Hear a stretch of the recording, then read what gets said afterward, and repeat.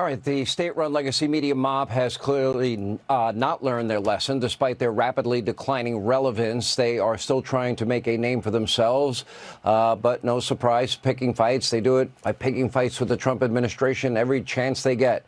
Watch this exchange between an AP reporter and White House Press Secretary Karoline Leavitt. Take a look. When President Trump last addressed the BRT when he was on the campaign trail, his big push was on tax cuts. He's going there today as he's proposing tax hikes in the form of tariffs. And I'm curious he's not for doing why. that. I'm sorry, have you ever paid a tariff? Because I have.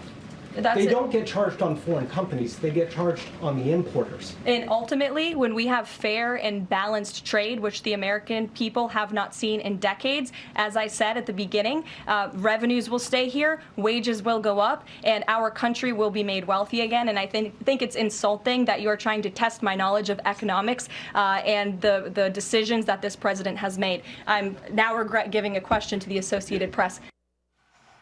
Checkmate. Karoline Leavitt's purposely ignorant answer on the effects of Trump's tariffs was making the rounds the other day, which prompted Sean Hannity to employ the main strategy of MAGA, create an alternate reality to keep supporters uninformed. Notice the show edited out the blatantly false part of her answer. Take a look. When President Trump last addressed the BRT when he was on the campaign trail, his big push was on tax cuts. He's going there today as he's proposing tax hikes in the form of tariffs. And I'm curious he's not for doing why that. he's prioritizing that over the tax cuts. He's actually not implementing tax hikes. Tariffs are a tax hike on foreign countries that, again, have been ripping us off. Tariffs are a tax cut for the American people. And the president is a staunch advocate of tax cuts. As you know, he campaigned on no taxes on tips, no taxes on overtime, no taxes on Social Security benefits. He is committed to all three of those things, and he expects Congress to pass them later this year. I'm sorry, have you ever paid a tariff? Because I have. That's they it. don't get charged on foreign companies. They get charged on the importers. And ultimately, when we have fair and balanced trade, which the American people have not seen in decades, as I said at the beginning, revenues will stay here, wages will go up, and our country will be made wealthy again. And I think it's insulting that you are trying to test my knowledge of economics and the decisions that this president has made. I'm now regret giving a question to the Associated Press. Checkmate. Checkmate. I guess when you move the other player's chess pieces to set yourself up to win, it's an accomplishment for Sean Hannity. All of this is deliberate and more than just an attempt to make Karoline Leavitt and Donald Trump look competent. It advances a narrative that MAGA should only pay attention to Trump media and ignore any truth that they might hear anywhere else. It's part of the reason that he relentlessly called for 60 Minutes and CBS to lose their license during the campaign over that Kamala Harris interview. Of course, the other part is because he's a fascist. You know, the government gives us license to NBC fake news, ABC fake news, and CBS fake news. But you go a step further and you say CBS should lose its license. Why? Sure. Well, I've never seen anything like it. She gave a horrible, incompetent answer on a news program. It's not an entertainment program. They call it news. They say it's a #1 news program. And you know what? The one thing is you have to be honest.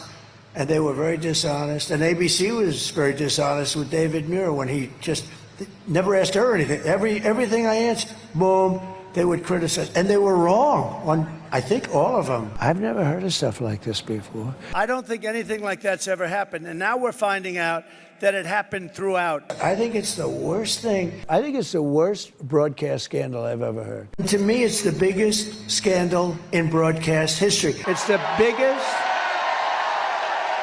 Well, it's also election interference. That's election interference. They're interfering with the election. Am I right?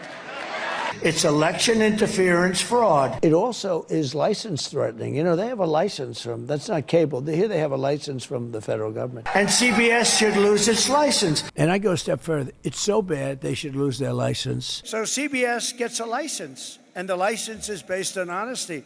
I think they have to take their license away. They should take that license away from CBS. They should absolutely. They violated the whole covenant of the license. Think of it, 60 Minutes CBS, and they ought to lose their license, and they ought to take it off the air. They should lose their license, and 60 Minutes should be taken off the air. And they should take 60 Minutes off the air. And I think that 60 Minutes should go off the air. And 60 Minutes should be taken off the air. They should. Isn't it tiring to hear the same propaganda over and over and over again? Because the amount of time that this movement has spent listening to the same things being driven into their brains is incredible, and somehow really easy for us to forget once the next hypocritical outrage is presented to them. Especially since I don't remember Trump railing on Fox News for their purposeful omission of his curious answer about releasing the Epstein files. Would you declassify the 9/11 files? Yeah. Would you declassify JFK files? Yeah. Would you, I did a lot of it. Would you declassify the Epstein files? Yeah, I would. All right. I guess I would. I think that less so because, you don't know. You don't want to affect people's lives if it's phony stuff in there because there's a lot of phony stuff with that whole world. But I think I would. Would you declassify the 9/11 files? Yeah. Would you declassify JFK files? Yeah. Would you, I did a lot of it. Would you declassify the Epstein files? Yeah, I would. Attorney General. Fox and Friends apparently didn't get the memo that they weren't supposed to reveal the part where he waffled on releasing the Epstein files because of all that phony stuff in there that just might be damning, considering he was good friends with Jeffrey Epstein. Attorney General Bondi says this is just phase one. She's promising to open the government files on Jeffrey Epstein, but despite the hype, most of what she released so far had been made public years ago.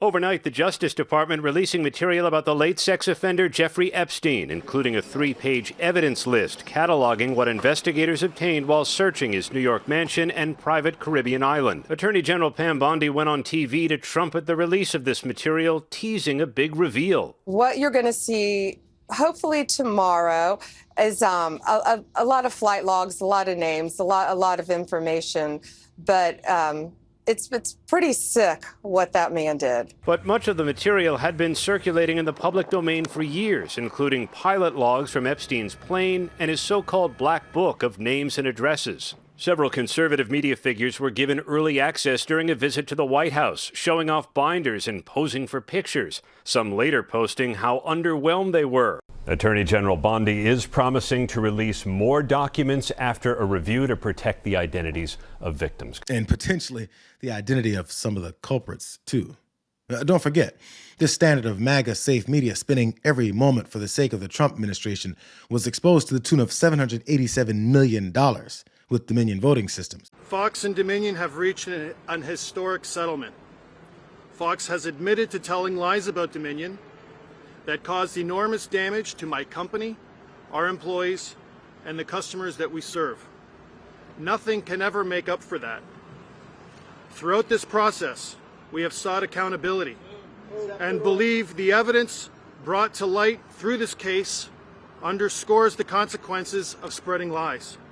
Over 2 years ago, a torrent of lies swept Dominion and election officials across America into an alternative universe of conspiracy theories, causing grievous harm to Dominion and the country.